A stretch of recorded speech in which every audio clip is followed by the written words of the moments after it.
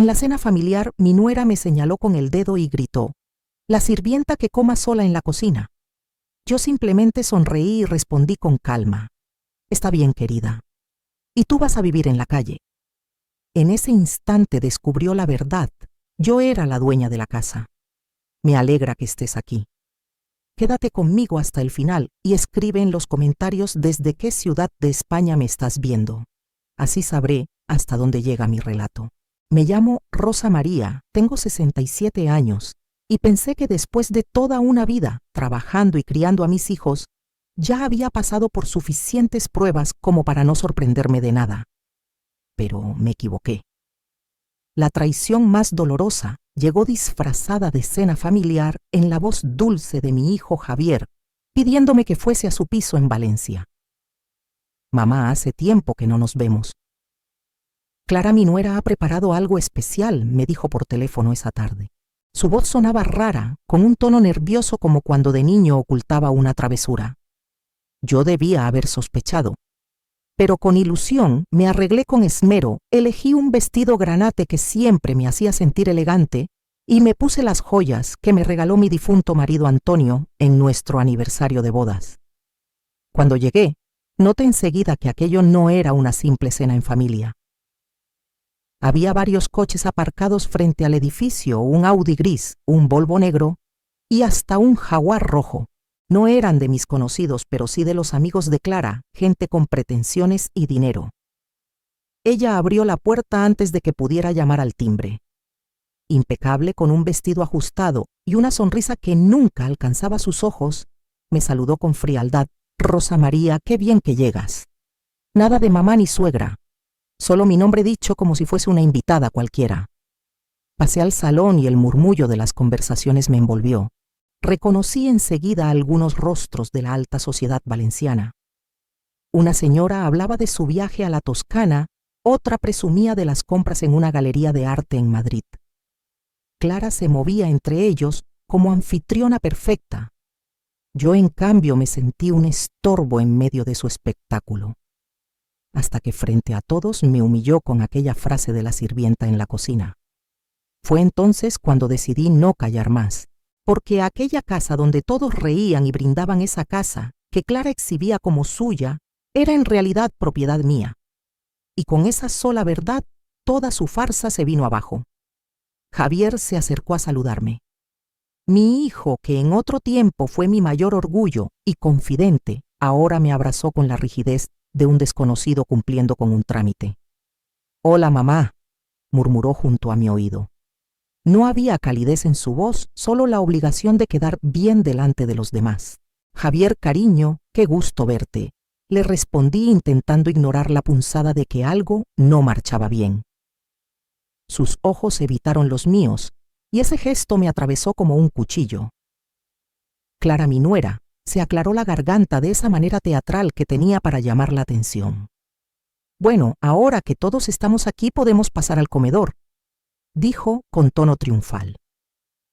Me acerqué al grupo esperando que alguien me incluyera en la conversación, pero lo que recibí fueron miradas incómodas. No eran hostiles, pero sí cargadas de incomodidad, como si mi presencia fuese un error en el guión de aquella velada. «Rosa María», la voz de Clara cortó el aire con la precisión de una cuchilla. Me detuve y giré hacia ella. Estaba junto a la entrada del comedor con esa postura arrogante que adoptaba siempre que se sentía dueña de la situación. «Creo que hay un pequeño malentendido», añadió. El silencio se extendió por el salón. Todas las conversaciones murieron de golpe y de pronto cada mirada se posó sobre mí. Me sentí en el centro de un escenario que no comprendía. «¿Malentendido?», pregunté con una voz más débil de lo que hubiera querido. Clara sonrió, pero no era una sonrisa amable. Era la mueca de quien se dispone a saborear una humillación. «Bueno, esta es una cena para mis invitados especiales, para gente de nuestro nivel social». Hizo una pausa deliberada, disfrutando el momento. «Creo que te sentirías más cómoda comiendo en la cocina». Sentí que me habían golpeado en el pecho. El aire me faltó. No podía asimilar lo que acababa de escuchar. Mi propia nuera me estaba relegando a la cocina como si fuera una empleada. Miré a Javier suplicando con los ojos que reaccionara, que me defendiera, que recordara quién era yo. Pero él bajó la mirada hacia el suelo, como un niño atrapado en falta, y el silencio fue su respuesta. La sirvienta va a comer en la cocina, remató Clara. Las palabras resonaron en mi mente como un campanazo fúnebre. Sentí cómo la humillación me despojaba de algo más que dignidad. Vi los rostros de los invitados, algunos apartaron la vista incómodos, otros parecían divertidos ante el espectáculo. Una señora incluso compartió una sonrisa cómplice con otra, como si todo aquello fuera un entretenimiento. En ese instante lo comprendí, algo dentro de mí se había roto. Y ya no había vuelta atrás. La idea de que esta familia me valoraba, de que aún significaba algo para las personas que más amaba, se quebró definitivamente esa noche. Pero lo sorprendente fue lo que ocurrió dentro de mí. En lugar de llorar, de gritar o salir corriendo humillada, sentí descender una calma fría, una serenidad que no experimentaba desde hacía muchos años. Era como si en el fondo hubiese estado esperando este momento, como si aquella fuera la claridad que necesitaba para ver las cosas sin engaños. Sonreí, una sonrisa genuina, tranquila, que tomó a Clara completamente por sorpresa. «Está bien, querida», le dije con voz serena. «Tienes razón. Quizá ha llegado la hora de que todos sepan cuál es el lugar de cada uno en esta casa». La confusión en su rostro fue inmediata. No era la reacción que esperaba. Ella imaginaba lágrimas, súplicas, tal vez que me marchara humillada. En su lugar, tenía delante a una mujer de 67 años que sonreía con una confianza renovada. ¿Y sabes qué, Clara?, continué sintiendo cómo cada palabra salía clara, firme. «Muy pronto descubrirás quién pertenece realmente aquí». El silencio que se hizo entonces fue diferente al anterior. No era un silencio de incomodidad, sino uno denso, cargado de una promesa que solo yo entendía. Lo que ninguno de ellos sabía era que esta humillación tan cuidadosamente orquestada acababa de convertirse en el catalizador que cambiaría todo para siempre. Esa noche, de regreso a mi piso en el barrio de Ruzafa, en Valencia, los recuerdos me golpeaban como olas en un temporal. Comprendí que lo de Clara no era un incidente aislado. Era la culminación de 5 años de desprecio sistemático, de comentarios punzantes y gestos calculados para hacerme sentir una extraña en la vida de mi propio hijo. Todo había empezado cuando Javier conoció a Clara en una feria inmobiliaria. Él trabajaba como agente en una pequeña agencia, un empleo modesto pero honrado. Ella, en cambio, era hija de un promotor acostumbrado a coches de lujo, viajes a Marbella y cenas en restaurantes exclusivos. Desde la primera vez que me la presentó, noté en sus ojos una mirada evaluadora. No había respeto sino cálculo, como si midiera mi valor y lo encontrara inexistente. Al principio fueron comentarios sutiles. «Javier me contó que vives en un piso pequeño, Rosa María. ¡Qué acogedor!», decía con esa sonrisa perfecta, en un tono que parecía amable pero que cortaba como un cuchillo. Cuando se casaron hace 3 años quise creer que todo cambiaría, que aquella frialdad era solo nerviosismo. Pensé que al sentirse segura en la familia se mostraría más cercana. ¡Qué ingenua fui! La primera humillación pública no tardó en llegar. La primera Navidad tras la boda fue reveladora. Habíamos acordado celebrarla en el piso nuevo que Javier y Clara habían comprado en el Ensanche de Valencia, un ático moderno con terraza que yo en secreto había ayudado a financiar con parte de mis ahorros. Clara había insistido en que cada uno trajera algo concreto para la cena. «Rosa María, tú puedes traer las servilletas», me dijo por teléfono mientras pedía a su propia madre que llevara el pavo y a su tía un postre elaborado. Servilletas, como si mi aportación a la celebración familiar fuera tan insignificante que solo merecía llevar papel. Pero lo que más me dolió aquella Navidad no fueron las servilletas. Fue el momento de los regalos. Javier y Clara habían preparado obsequios cuidados, envueltos con esmero para cada invitado, para todos, excepto para mí. Mi regalo fue una caja de bombones baratos de esos que se compran a última hora en un supermercado. Es que no sabíamos qué te gusta, explicó Clara con esa dulzura fingida que ya conocía demasiado bien. Mentira. Me habían visto disfrutar durante 67 años de cada detalle de cada celebración. Sabían perfectamente cuáles eran mis gustos. Los meses siguientes fueron una auténtica lección de manipulación psicológica. Clara tenía un talento especial para disfrazar la crueldad con palabras aparentemente inocentes. Ese abrigo tuyo es tan vintage. Seguro que lo llevabas cuando estaba de moda, no decía sonriendo. Otras veces remataba con frases aún más hirientes. Es admirable cómo mantienes esa actitud positiva, a pesar de tus limitaciones. Lo más doloroso, sin embargo, fue ver cómo Javier cambiaba. Mi hijo, que antes me llamaba varias veces a la semana, de repente empezó a comunicarse solo cuando ella no estaba cerca.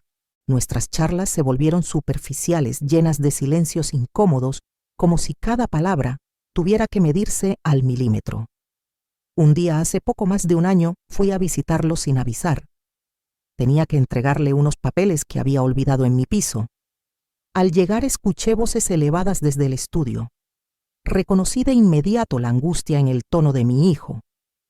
No puedo seguir haciendo esto, Clara. Es mi madre, decía Javier. Exacto, respondió ella con voz fría como el mármol.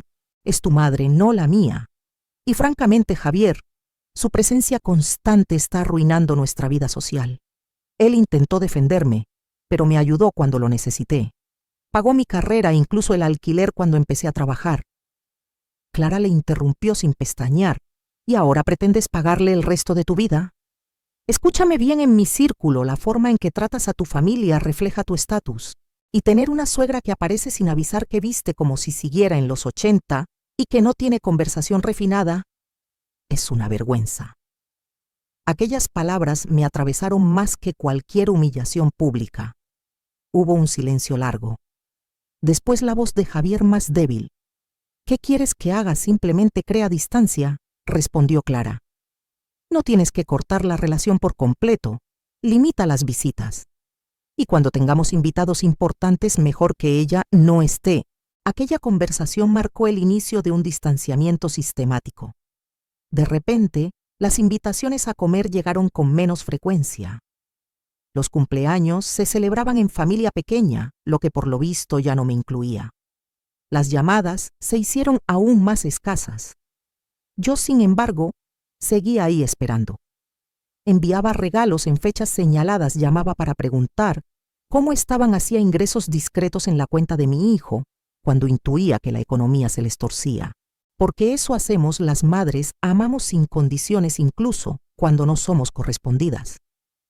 Lo que Clara no sabía, lo que ninguno de ellos sabía, era que durante estos años de rechazo y humillación, yo había tomado decisiones muy serias sobre mi futuro. Decisiones que guardé en privado, aguardando el momento oportuno para revelarlas. Antonio, mi difunto marido, fue un hombre muy sensato con el dinero. Durante nuestros 30 años juntos, invirtió con cabeza, compró pisos y locales, y levantó un patrimonio silencioso que casi nadie conocía. Cuando murió hace 4 años, me dejó su amor, sus recuerdos y también una fortuna ordenada, ahorros, participaciones y un pequeño portafolio inmobiliario en Valencia y alrededores. Después de aquella Navidad de las servilletas, tras oír la discusión en el estudio y soportar cada comentario envenenado, empecé a mover ficha, cambios notariales, actualizaciones, registrales, poderes revocados, cláusulas de usufructo y disposiciones en testamento que blindaban mis bienes. Quería que, llegado el día, la verdad saliera a la luz de la forma más contundente. Esa noche, al quitarme los pendientes de perlas que Antonio me regaló en nuestro aniversario, supe que el momento había llegado. Clara había enseñado su verdadera cara ante testigos. Había cruzado la última línea. Ahora me tocaba jugar a mí. Y tenía una mano ganadora que ella jamás imaginó. Los días siguientes a la humillación transcurrieron con un silencio extraño. Javier no me llamó, no me sorprendió, Intuí que Clara le habría prohibido cualquier contacto hasta que reflexionara sobre mi comportamiento. Yo no esperaba sus llamadas. Estaba ocupada con otras cosas. El lunes por la mañana tenía cita con mi abogado Marcos Velasco. Había sido socio de confianza de Antonio durante años y conocía cada documento, cada finca, cada detalle del patrimonio. Llevé conmigo carpetas ordenadas, escrituras, certificados, extractos, una cronología precisa. Cuando Marcos terminó de leer, levantó la vista y sonrió con serenidad. Rosa María, todo está listo. Si deseas proceder hoy mismo, podemos activar el plan. Yo asentí. El tablero estaba preparado. Ahora que empiece la partida. Desde la muerte de Antonio, mi esposo Marcos Velasco se había convertido en mi guardián de secretos financieros. Su despacho en el Distrito Financiero de Valencia siempre me transmitía calma, estanterías llenas de códigos civiles, expedientes perfectamente alineados y el aroma constante de café recién hecho. Rosa María me saludó con una sonrisa mientras hojeaba una carpeta llena de documentos. Los cambios que solicitaste ya están procesados. ¿Estás completamente segura de seguir adelante? Asentí con firmeza. Más segura que nunca, Marcos. Es hora. Había decidido transferir a mi nombre de soltera varias propiedades que Antonio había dejado bajo sociedades interpuestas. Entre ellas estaba el ático donde vivían Javier y Clara, el mismo que presumían como suyo y que ellos creían haber comprado con una hipoteca común. Lo que desconocían era que yo había sido quien puso la entrada completa y que durante 3 años había pagado discretamente buena parte de las cuotas. El proceso quedará cerrado en un par de semanas, explicó Marcos. A partir de ese momento, serás reconocida como única propietaria del ático en el ensanche del local comercial en Ruzafa y de la finca rústica en la huerta de Alboraya. Mientras tanto, Clara disfrutaba de su momento de gloria. A través de mis contactos mucho más amplios de lo que ella suponía, me llegaban rumores de sus comentarios en el club de tenis, en las comidas benéficas y en las tertulias del vecindario. Tuve que ser firme con mi suegra, decía con voz dramática. A veces hay que poner límites claros. Lo repetía a quien quisiera escucharla, pintándose como la víctima de una suegra exigente y anticuada. Lo que Clara ignoraba era que yo conocía a esas mismas personas desde hacía décadas. Una de ellas, María Luisa Ferrer, me lo contó entre risas durante nuestro café de los miércoles. Su difunto marido había sido cliente de Antonio en innumerables operaciones inmobiliarias. Ella sabía bien quién era yo y cuál era mi situación real, pero prefirió guardar silencio expectante, viendo cómo se desarrollaba la farsa. El jueves Clara cometió su primer error serio. Javier me llamó nervioso.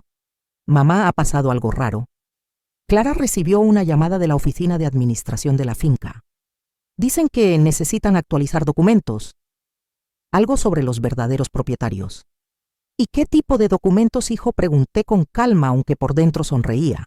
Dicen que el contrato de compra no es suficiente, que la escritura refleja otros nombres. Respiré hondo y respondí con la misma serenidad que había aprendido en los últimos meses. No te preocupes, Javier. Muy pronto lo comprenderás todo. El tablero estaba a punto de girar. No lo sé exactamente, me contó después Javier.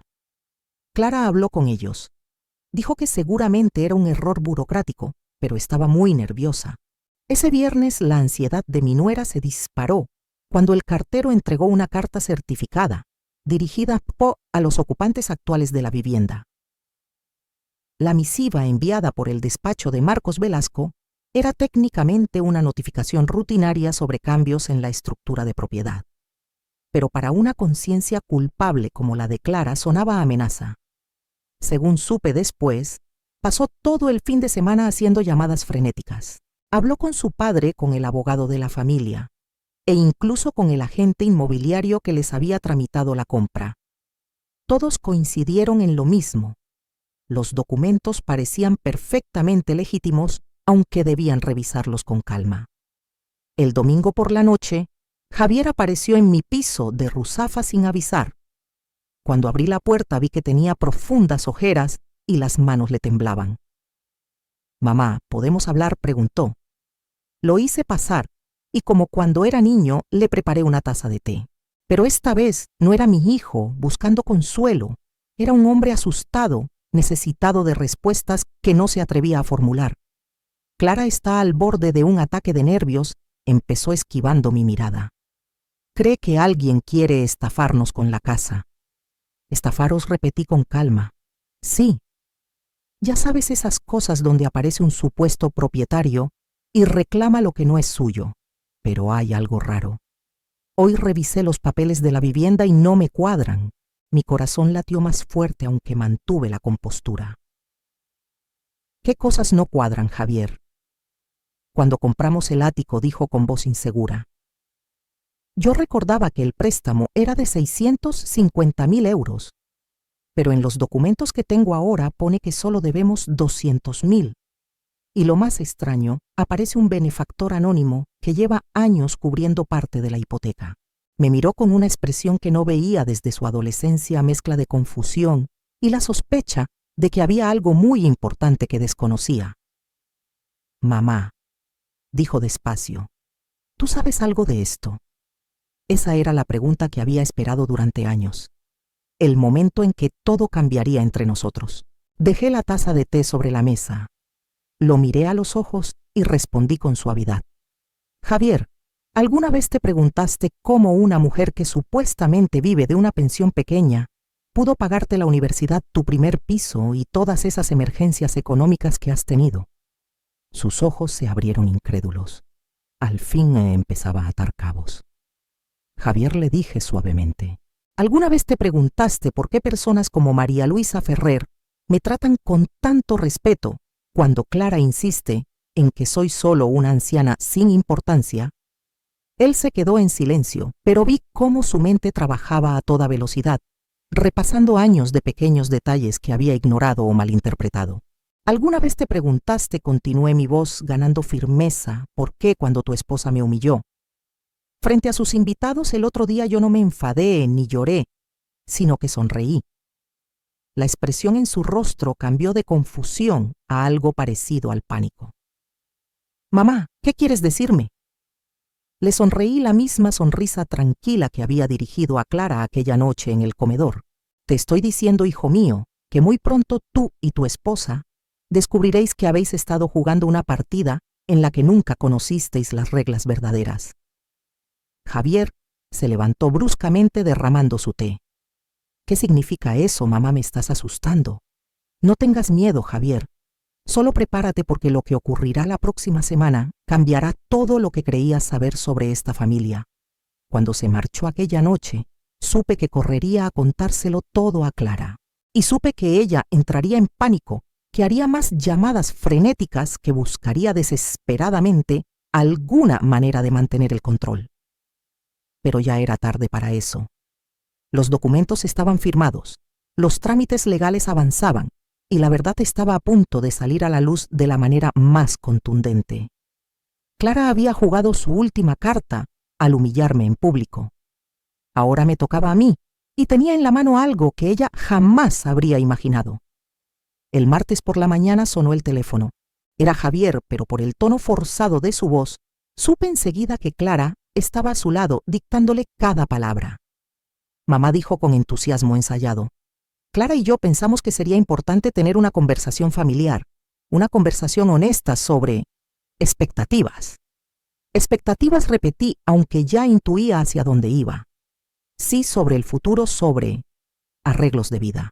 Queremos invitarte a cenar el sábado, pero esta vez será diferente, solo familia, para hablar con franqueza. ¿Y quién más estará presente en esa conversación familiar?, pregunté con calma. Bueno, Clara pensó que sería buena idea invitar también a algunos parientes para que todos estemos en la misma página sobre cosas importantes. Ahí estaba la prueba. Clara no había aprendido nada. En lugar de retirarse a tiempo, había decidido doblar su apuesta. Pretendía humillarme otra vez con un público aún más amplio, convencida de que esta vez sería su victoria final. Pero lo que no sabía era que yo ya tenía preparada mi jugada definitiva. ¿Miembros de la familia extendida? Javier, pregunté con calma. Bueno, titubeó. Mi primo Sergio y su mujer Laura, la tía Carmen, tu hermana Elena. Hizo una pausa. Y también algunos amigos cercanos de Clara. Ya sabes, personas que nos importan y cuyas opiniones valoramos. La traducción era sencilla. Clara había reunido un jurado de aliados para presenciar lo que ella imaginaba como mi humillación final y mi exilio permanente de la familia. Suena como una ocasión muy especial, respondí con serenidad. ¿Puedo preguntar cuál es el propósito específico de esta reunión, Javier? Dudó, claramente repitiendo un guión escrito por su esposa. Bueno, creemos que ha llegado el momento de que todos entendamos cuáles son nuestros roles dentro de la familia. Y quizá sea hora de hablar sobre arreglos de vida más apropiados para todos. Arreglos de vida más apropiados, repetí, saboreando cada sílaba. Javier, ¿me estás diciendo que tu esposa quiere usar esa cena para sugerirme que busque otro sitio donde vivir? No es eso, mamá protestó, aunque su voz carecía de convicción. Es solo que... Bueno, Clara ha encontrado algunas residencias muy bonitas para personas de tu edad. Lugares con actividades, compañía más comodidad. Y donde yo estaría fuera del camino, concluí por él. Mamá, por favor, no lo veas así.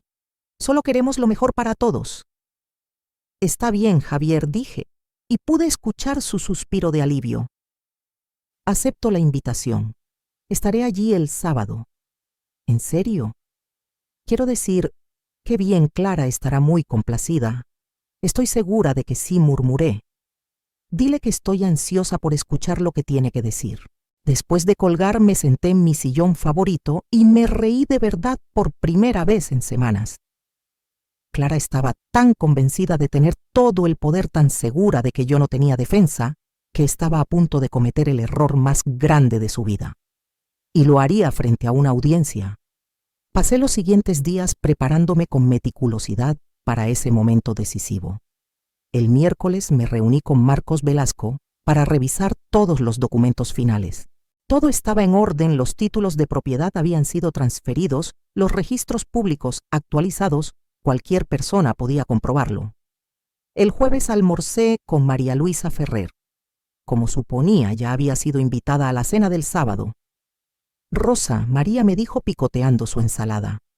Espero que sepas que no tengo idea de lo que planea Clara, pero Sergio me pidió que estuviera presente. Al parecer, ella insiste en tener testigos respetables para un anuncio familiar. Testigos respetables, repetí con ironía, disfrutando de la ironía del destino. El sábado prometía ser inolvidable. Sí, esas fueron sus palabras exactas, me comentó María Luisa Ferrer mirándome con curiosidad. ¿Tienes idea de qué se trata todo esto?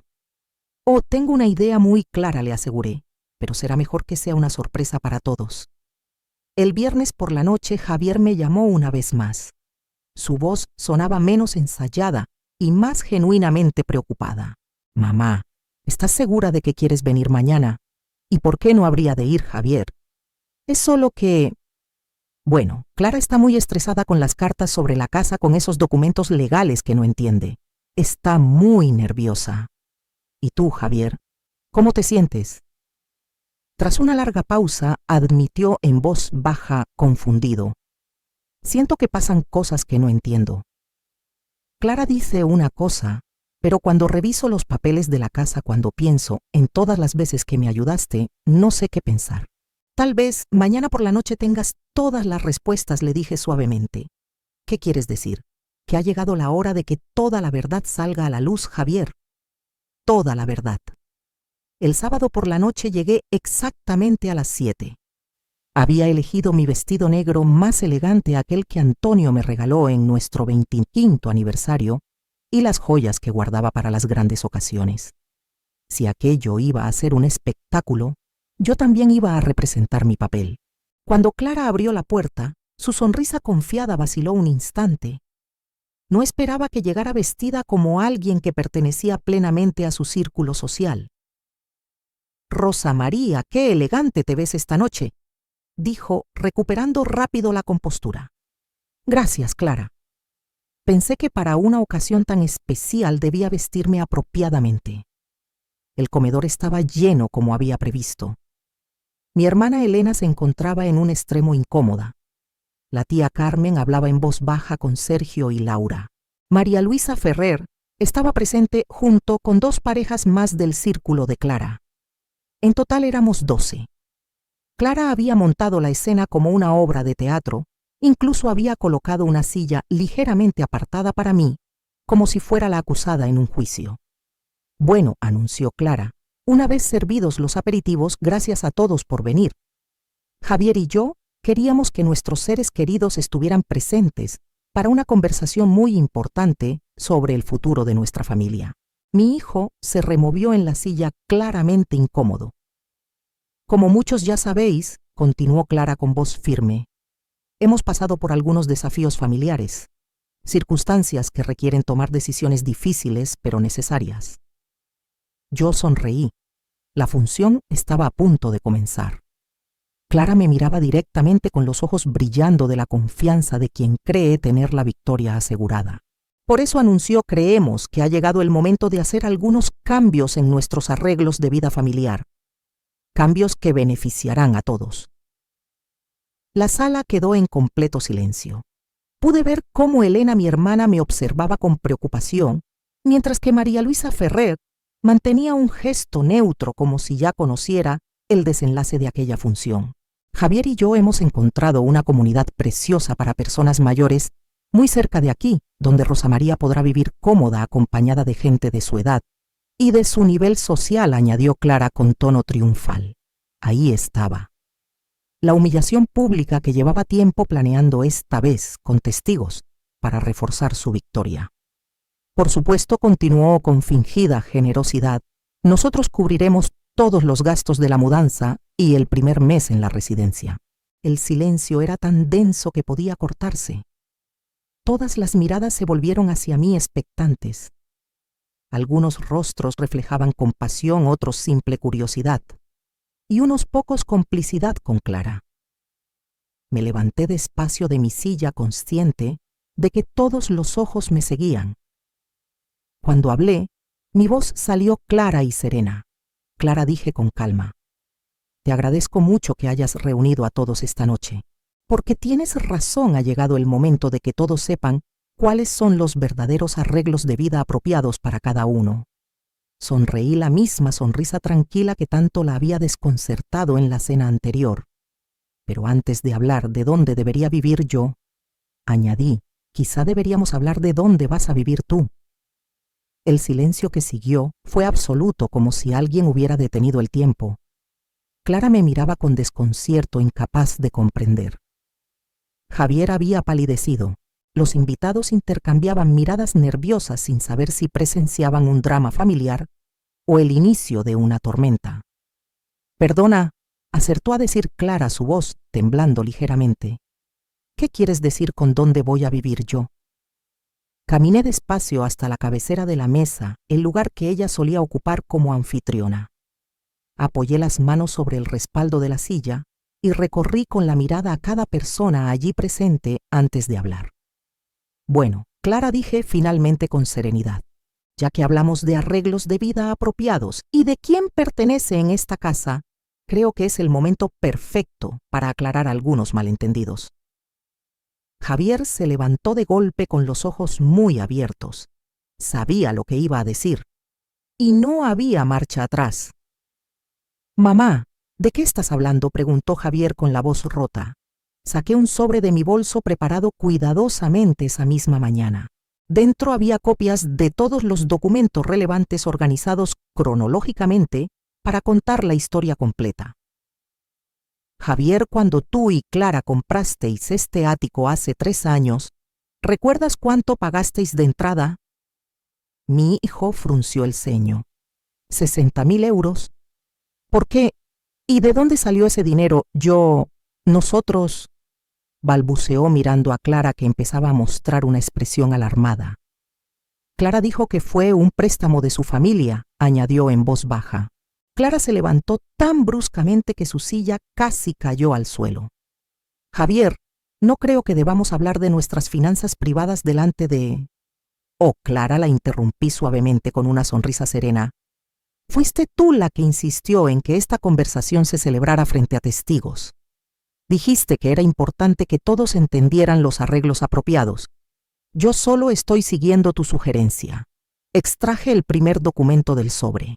Aquí tenéis un registro bancario que muestra una transferencia de 60.000 euros desde una cuenta a mi nombre, Rosa María Hernández, hacia la cuenta conjunta de Javier y Clara. La fecha 3 días antes de la compra de este piso. Un murmullo recorrió la sala. Elena se llevó la mano a la boca. María Luisa inclinó la cabeza hacia adelante interesada. Mamá, susurró Javier, ¿tú nos diste el dinero de la entrada? No te lo di, hijo.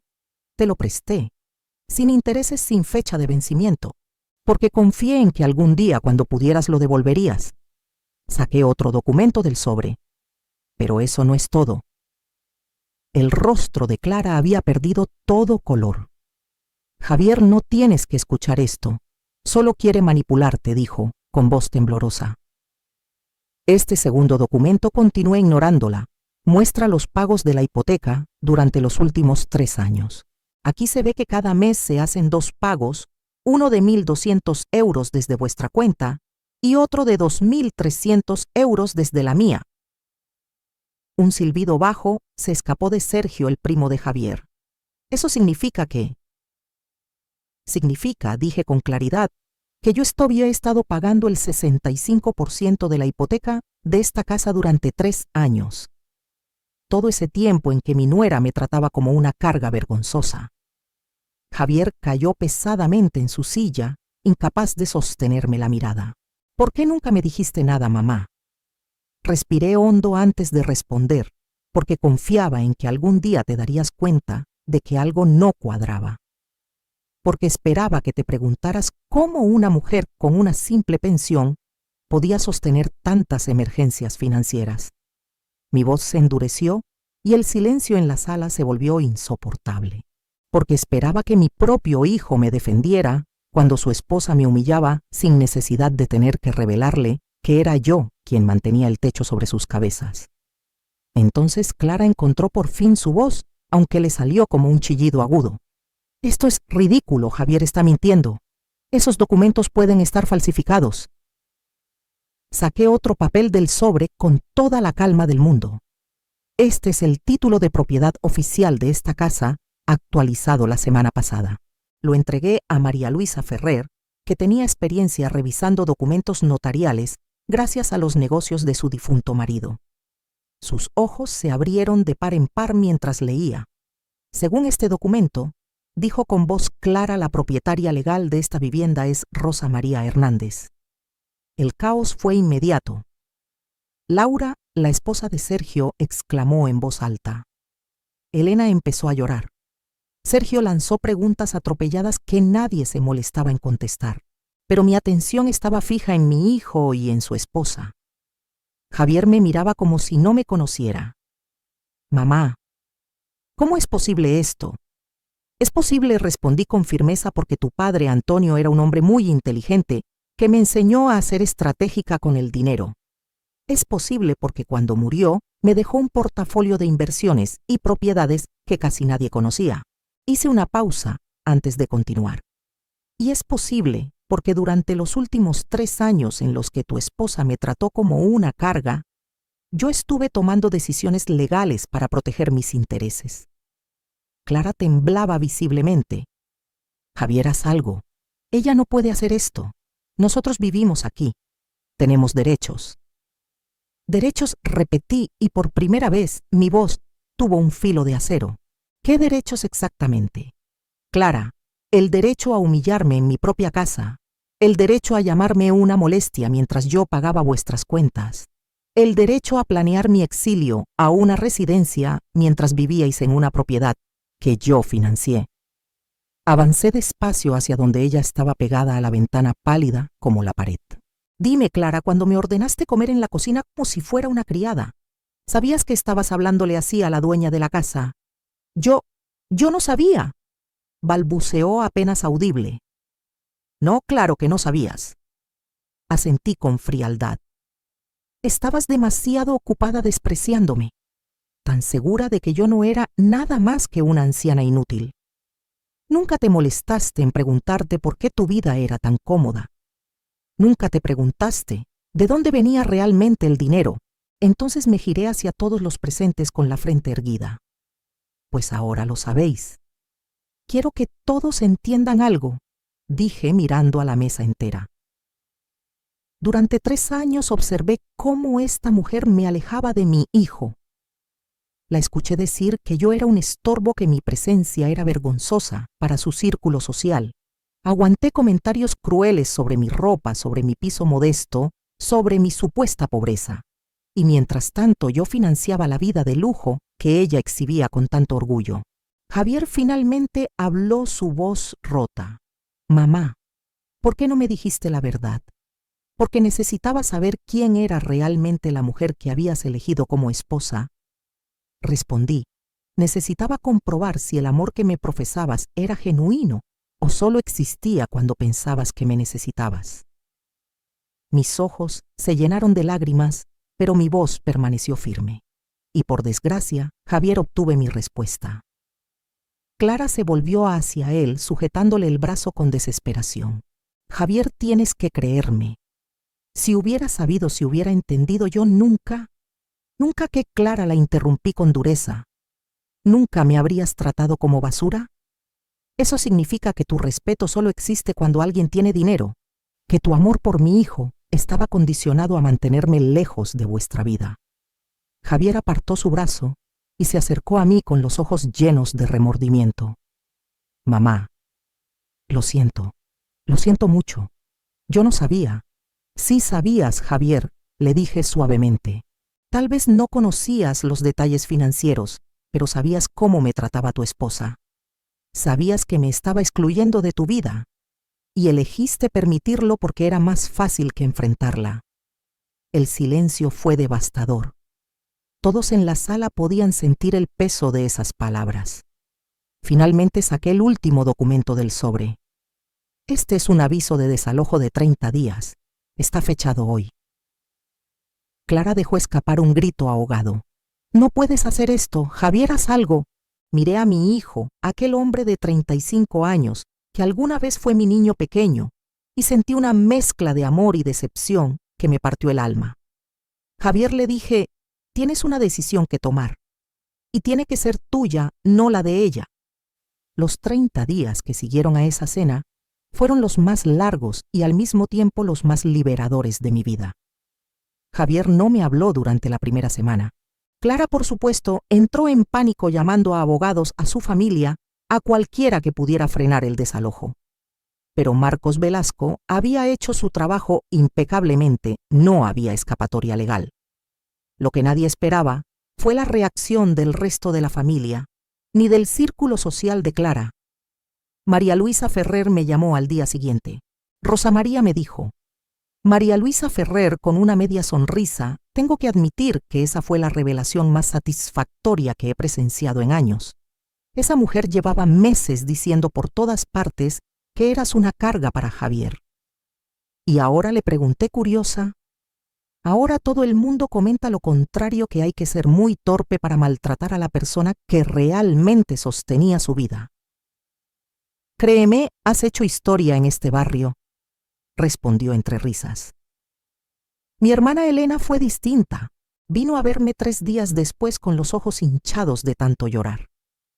Se sentó en mi sofá como había hecho miles de veces en nuestra vida. Rosa María no sabía nada. Si hubiera imaginado que tú estabas financiando todo, ¿habrías hecho qué, Elena?, le pregunté con suavidad. No hacía falta saber sobre el dinero para ver cómo Clara me trataba. Ella guardó silencio hasta que finalmente admitió. Tienes razón. Pensé que eran solo roces normales entre suegra y nuera. No me di cuenta de lo cruel que estaba haciendo contigo. Eso pasa con el abuso emocional, Elena. La gente prefiere no verlo porque incomoda. Una semana antes de que venciera el plazo del desalojo, Javier apareció en mi puerta. Estaba irreconocible, había adelgazado, tenía ojeras profundas y las manos le temblaban mientras me entregaba un café de mi cafetería favorita. Mamá, empezó con voz ronca, Necesito que sepas que he pasado estas 2 semanas repasando todo. Cada conversación, cada vez que Clara te lanzó un comentario hiriente, cada vez que yo no te defendí. Y pregunté intentando mantenerme neutral. Y me he dado cuenta de que tenías razón. Yo lo sabía. Quizá no los detalles financieros, pero sabía que algo no iba bien. Sabía que ella te estaba haciendo daño y elegí mirar a otro lado porque era más fácil. Hizo una pausa buscando palabras. Pensé que si la mantenía contenta, si cedía a lo que pedía, todo estaría bien, pero nunca lo estuvo. Porque cada vez que aceptaba algo en lo referente a ti, ella pedía más. Lo miré fijamente. Javier, ¿me estás pidiendo perdón porque de verdad entiendes lo mal que estuvo o porque ahora sabes que tengo dinero? La pregunta lo golpeó como una bofetada. Sus ojos se llenaron de lágrimas. Lo merezco, susurró. Merezco que dudes de mis motivos. No se trata de lo que mereces, hijo, respondí. Se trata de que necesito saber si has aprendido algo real de esto o si solo estás asustado por las consecuencias. Y entonces, Javier se quebró llorando como aquel niño que una vez me prometió protegerme siempre. Javier comenzó a llorar de una manera que no veía desde que era un niño. Lo siento, mamá. Lo siento tanto. ¿Por qué, hijo?, pregunté suavemente. No por el dinero, ni por la casa. Lo siento por haberte perdido, por haber permitido que ella te tratara así, por no haber sido el hijo que merecías. Esas palabras eran las que había esperado escuchar durante años, y aún así mi corazón pesaba. Y Clara pregunté al cabo de un silencio. Javier se secó las lágrimas. Se fue hace 3 días. Se fue, empacó sus cosas y volvió con sus padres. Pero antes de irse, me dijo algo que me abrió los ojos. Tomó un sorbo de café con manos temblorosas. Me dijo que si elegía quedarme contigo, si elegía tu dinero sobre ella, no podía estar con alguien tan débil. ¿Y qué le respondiste? Que se equivocaba, que no estaba eligiendo tu dinero. Te elegía a ti, mamá. A la mujer que me crió, que me apoyó, que estuvo siempre conmigo, incluso cuando yo no lo estuve contigo. Se inclinó hacia adelante tomando mis manos. Sé que quizás sea tarde. Sé que he dañado nuestra relación. Pero quiero intentarlo. Quiero ser el hijo que siempre debí haber sido. Lo miré y vi algo que no veía en años al Javier, que me defendía en el colegio cuando se burlaban de mí, al niño que me traía margaritas y amapolas en el Día de la Madre, porque sabía que me gustaban más que las rosas caras. Javier, le dije al fin, cuando tu padre murió, me hizo prometer que siempre cuidaría de ti. Pero confundí cuidarte con permitir que otros te controlaran. Yo también cometí errores, pero nunca dejaste de amarme, respondió con lágrimas en los ojos, incluso cuando no lo merecía. Eso hacemos las madres, hijo. Amamos incondicionalmente, pero recuerda, el respeto se gana. 3 días después, Javier se mudó de la casa. No porque yo se lo exigiera, sino porque él entendió que necesitaba espacio para encontrarse a sí mismo. Alquiló un piso pequeño en Benimaclet, cerca de su trabajo, y por primera vez en años empezó a vivir con sus propios medios. Yo por mi parte tomé una decisión que me sorprendió incluso a mí. Decidí mudarme al ático del ensanche. Después de años escondiéndome en un piso modesto, fingiendo tener menos de lo que realmente poseía, comprendí que había llegado el momento de vivir abiertamente como la mujer que siempre fui, fuerte, digna y dueña de mi destino. La primera noche en el ático del ensanche, mientras me sentaba en el salón, que tantas veces había sido escenario de humillaciones, sentí algo que no experimentaba en años: paz genuina. Ya no había nadie criticando mi ropa, mis decisiones o mi existencia. Nadie lanzando comentarios sarcásticos sobre mi edad o sobre mi supuesta falta de categoría social. Era solo yo en mi propia casa viviendo mi propia vida. María Luisa Ferrer se convirtió en una visitante habitual y poco a poco empecé a reconstruir los lazos sociales que había dejado marchitarse durante los años en que me empeñé en ser la madre y suegra perfecta. Descubrí que cuando una mujer de 67 años vive sin disculparse por quién es, atrae a personas que la valoran precisamente por eso. Javier comenzó a visitarme los domingos.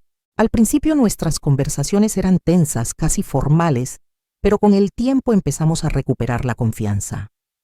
Nunca me pidió dinero, ni dio por hecho que yo cubriría sus gastos. Al contrario, empezó a invitarme a cenar en pequeños restaurantes que él mismo podía pagar, a pasear por los jardines del Turia, a hacer las cosas sencillas que habíamos olvidado años atrás. Un domingo, 6 meses después de que Clara abandonara la casa, Javier llegó con un gesto nervioso. Mamá me dijo, quiero pedirte algo, pero está bien si dices que no.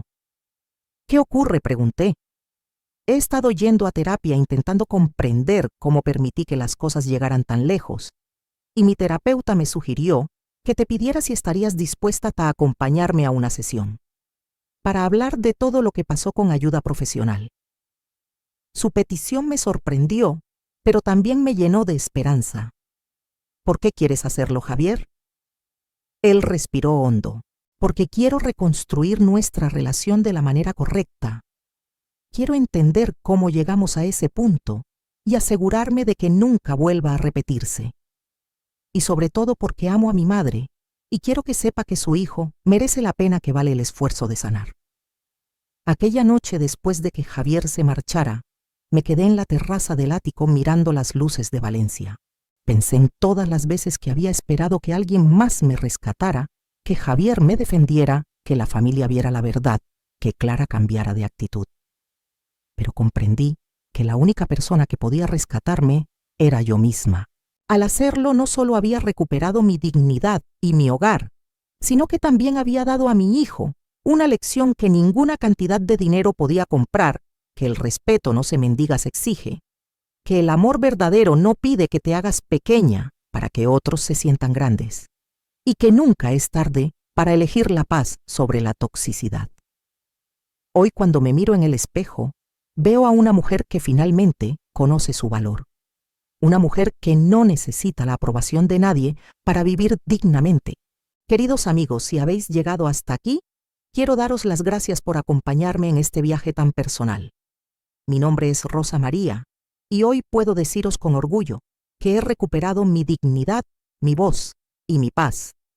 Durante años me quedé en silencio mientras soportaba desprecios y humillaciones, convencida de que era mejor callar para mantener la paz familiar. Pero aprendí que callar ante la injusticia solo fortalece al que te desprecia. Mi historia no es solo un relato de dolor, es también una prueba de que nunca es demasiado tarde para poner límites y exigir respeto. Os invito a que apoyéis mi historia con un me gusta y compartiéndola con alguien que necesite escucharla. Tal vez haya una madre, una abuela o incluso un padre que ahora mismo se siente invisible dentro de su propia familia. Recordad que vuestras palabras y vuestros gestos pueden darle a otra persona el valor para dar el primer paso hacia su libertad. Quiero también ofreceros una reflexión. El amor verdadero no humilla, no condiciona, no se basa en lo que uno posee. El amor de un hijo hacia una madre o de una madre hacia un hijo debe sostenerse en el respeto mutuo. Aprendí que puedo amar incondicionalmente a mi hijo, pero el respeto ese tiene que ganárselo él mismo. Mi consejo para vosotros es simple: no tengáis miedo de haceros grandes. No os disculpéis por existir ni por querer vivir en paz. A cualquier edad, incluso pasados los 60, uno puede reinventarse y decir basta. Si esta historia os tocó el corazón, suscribíos al canal y dejadme un comentario. ¿Alguna vez habéis tenido que elegir la paz por encima de la toxicidad? Quiero leeros.